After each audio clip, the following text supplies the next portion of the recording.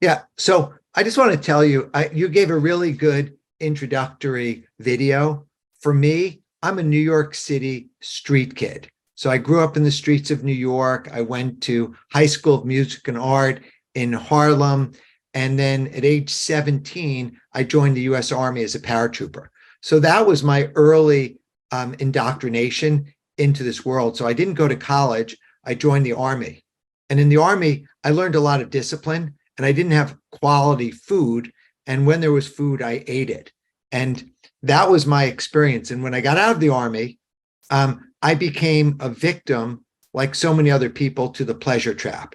I started to eat refined food, processed food, meat, dairy, animal products, and things that had been engineered to make me eat more, whether they were healthy or not.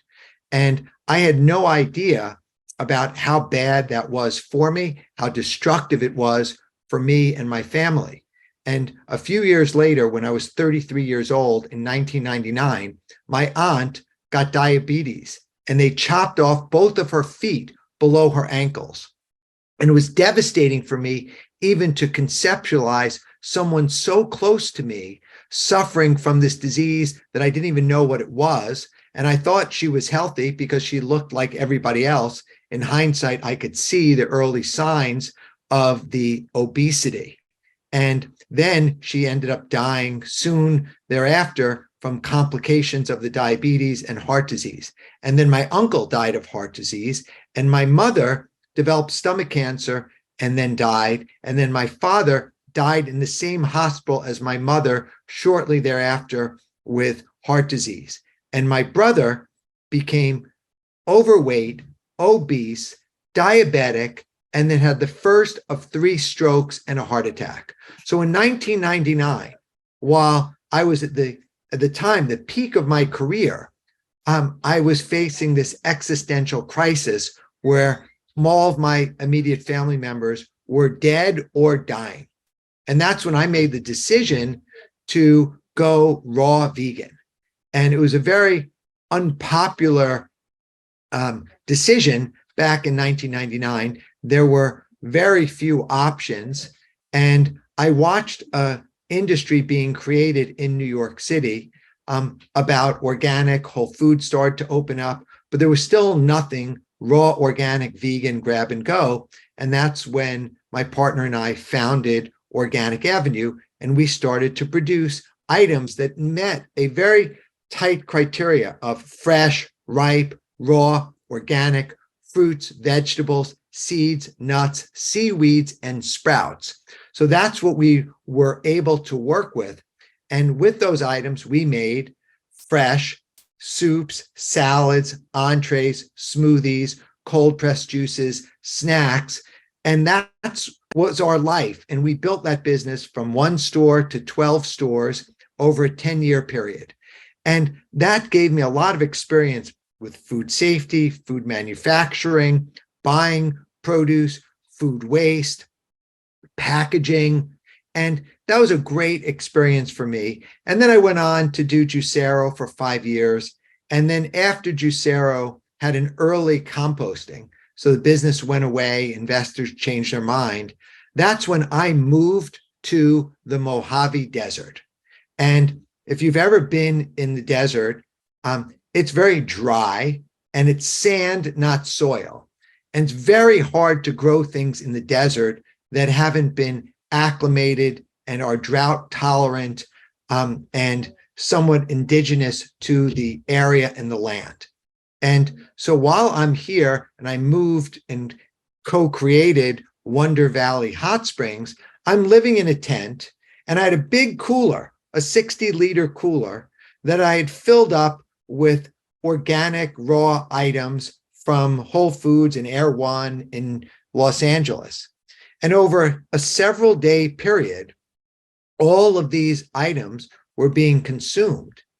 And then, like I normally would do, I would go onto my phone and say, where can I go? Where can I eat? And for the first time, nothing showed up. There were no options for local organic produce. And so that night, I was thinking maybe I made a bad decision. Maybe I'm in the wrong place. So I look up, and our skies here at Wonder Valley Hot Springs are very dark. This is considered one of the few dark sky places in the United States. And with that dark sky, I'm seeing the Milky Way, I'm seeing planets, I'm seeing galaxies. And all of a sudden, the stars started to twinkle and the constellations started to have meaning for me. And I got this idea of sprouting, and each constellation was another sprout. And I quickly went home, back inside my little tent, and I started to write some notes, and I started to dream and fantasize about how I would live and eat and grow sprouts. And I'd been growing sprouts for 25 years, but they were always a garnish. They were always a side dish. They were always like something that I knew was a superfood. When I saw them at a farmer's market, I would buy them. When I was home, I would grow them, but I never took them seriously. But now I was hungry, and being in a food desert means that there was no access to fresh organic produce. There was 7-Eleven, there was Taco Bell, there was Burger King and McDonald's, but there was no organic produce. So the three things that I got, and I'm going to share a slide just to show you. Let's see.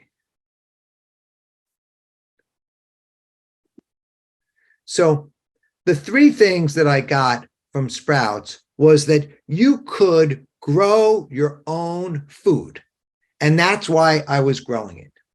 And then you could grow your own supplements, right? These people are taking all sorts of multivitamins, they're taking protein powders, but the idea that you could take seeds and sprout them and grow your own supplements was really powerful. And then the third part, which was just an idea, that sprouts could be medicine and that you could grow your own medicine. This was a very powerful thing for me.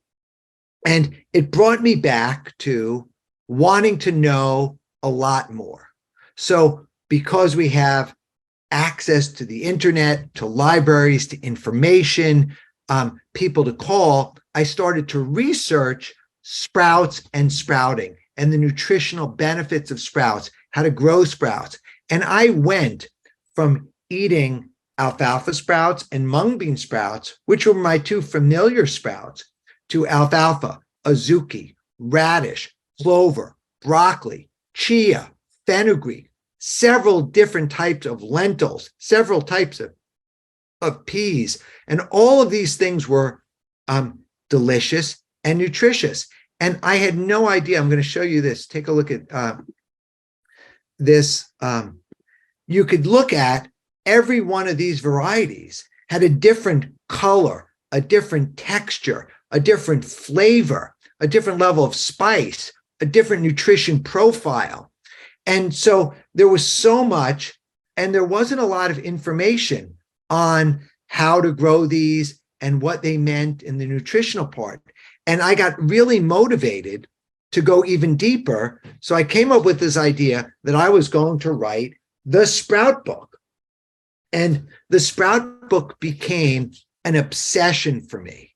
And since I'm not a medical doctor, nutritionist, dietitian, I ended up calling up Dr. Dean Ornish, Dr. Joel Furman, Dr. Joel Kahn, Dr. Oz, Dr. Axe, and so many of these medical doctors. And by the way, Dr. Mark Hyman, some of these doctors were functional medicine. Some were ketogenic, some were vegan, and some were vegetarian. So they were all over the map dietary. But the thing that they had most in common is that they all loved sprouts. And I wanted to know why. And I asked them, could I interview them for my book? Could I learn why they love sprouts so much? And they all surprisingly agreed and raised their hand and agreed to participate in interviews, in editing, in participation. And the Sprout book for me was, what are sprouts? How do you grow sprouts? What do you do with the sprouts?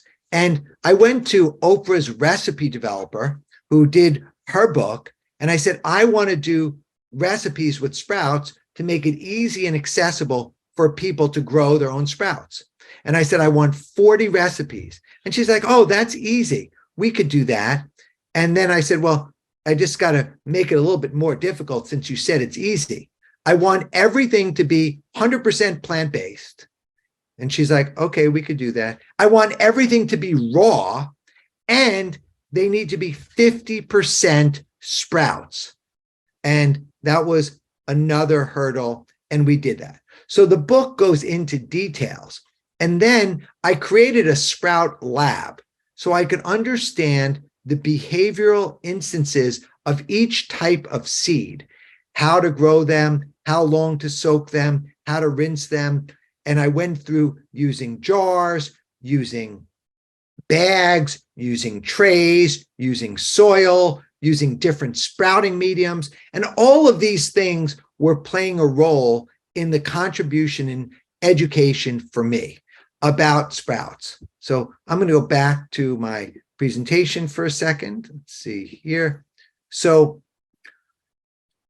there's a real big issue here, right? In America, most people, and I say most, majority, 2 out of 3, are chronically ill or overweight. And it's well known that fruits and vegetables are healthy. But for some unforsaken reason in the United States, Americans aren't aware that sprouts are vegetables. These are vegetables. And so sprouts are one of the most nutrient-dense foods on the planet. You can grow them from seed to edible vegetable in days, not weeks, months, or years, in days, as little as 2 to 3 days, as much as 7 days. They grow without soil, sunshine, fertilizer, insecticides, pesticides, fungicides. They grow with air and water. They sequester carbon from the atmosphere, and they grow. And sprouts are not new. I didn't discover sprouts. Sprouts have been around since the beginning of time. And America is the melting pot of capitalism. In more mature and developed countries, from an agricultural basis, like Asia, in Japan, in China, and in Korea, and in India, people have been growing and eating sprouts as part of the staple of their diet, tracing back thousands of years. In America, you barely hear about sprouts. So specifically, if I drill down in Japan, there's one single company that's selling over 300,000 servings of sprouts, broccoli sprouts, every day. So if we think about what that means in the book, like the book is making it easy. It's a primer to sell it. And if we go into a little bit, the book, which was a sleeper book in a very niche category, has now sold 40,000 copies of the book. It's in the 10th printing. It's in the top 1% of all books on Amazon. It actually hit #1 bestseller in vegan category, vegetarian category, low budget cooking, fiber, all these different categories. And that spawned, in order to promote the book, I ended up having to go onto social media, onto TikTok and onto Instagram, and I've amassed hundreds of thousands of followers. And now the latest estimate is there's been more than 50 million total touches between downloads of podcasts, views, listens, social media impressions, more than 50 million. And it's all about sprouting. And this is something that I never thought would be, but now I'm asking myself, what more do we have to do? And my message to you is to think about how sprouts can become, how you can take and grow a pound of organic vegetables